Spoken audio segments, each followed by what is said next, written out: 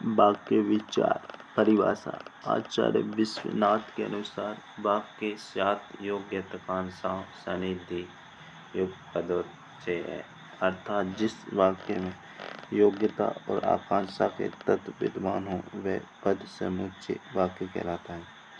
पतंजलि के अनुसार पूर्ण अर्थ की प्रतीति कराने वाले शब्द समूह को वाक्य कहते हैं।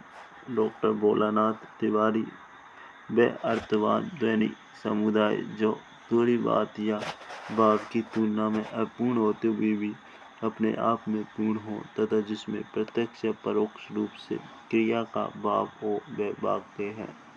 वाक्य की कसौटियाँ सार्थकता, योग्यता, आकांक्षा, आसक्ति। पदक्रम अन्वय।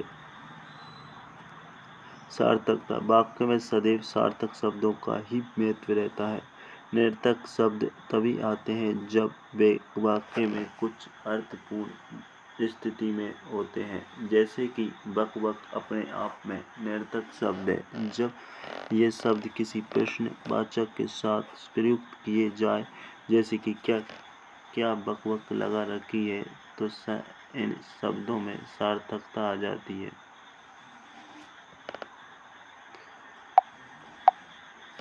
योग्यता। वाक्य के पदों का प्रसंग के अनुकूल भाव बोध अर्थात अर्थ ज्ञान कराने की क्षमता ही योग्यता कहलाती है। आकांक्षा।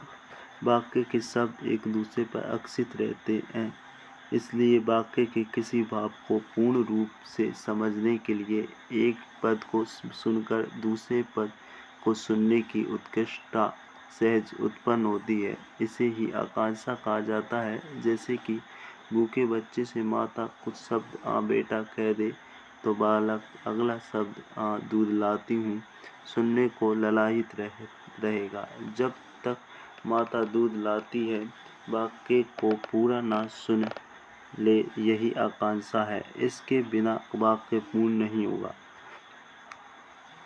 आसक्ति। योग्यता और आकांक्षा के साथ वाक्य के शब्दों में परस्पर सन्निधि भी आवश्यक है, अन्यथा अर्थ समझने में कठिनाई होती है। पदक्रम। वाक्य में प्रयोग करने के लिए शब्दों का सही व्याकरण अनुसार यथाक्रम प्रयोग करना आवश्यक है। पदक्रम के अभाव में कुछ का कुछ अर्थ निकल जाता है और इस प्रकार विचारों का सही संप्रेषण नहीं हो सकता।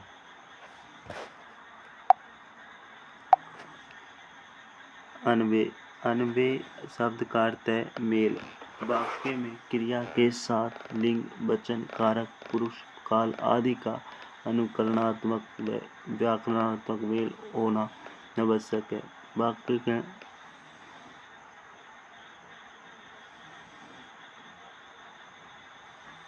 साहित्य संबंधी गुण।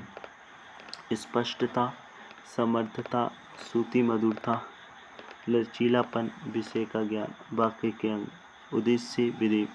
वाक्य के भेद। सामान्य रूप से वाक्य के दो रूप होते हैं, अर्थ की दृष्टि से, रचना की दृष्टि से। अर्थ की दृष्टि से वाक्य के 8 भेद होते हैं: विधानवाचक वाक्य, निषेधवाचक वाक्य, प्रश्नवाचक वाक्य, विस्मयादिवाचक वाक्य, आज्ञावाचक वाक्य, इच्छावाचक वाक्य, संदेहवाचक वाक्य, संकेतवाचक वाक्य। अर्थ की दृष्टि से वाक्य के 8 भेद। रचना के आधार पर वाक्य के भेद: सरल वाक्य, जटिल वाक्य, संयुक्त वाक्य, मिश्र वाक्य, संज्ञा उपवाक्य, विशेषण उपवाक्य, क्रिया विशेषण उपवाक्य।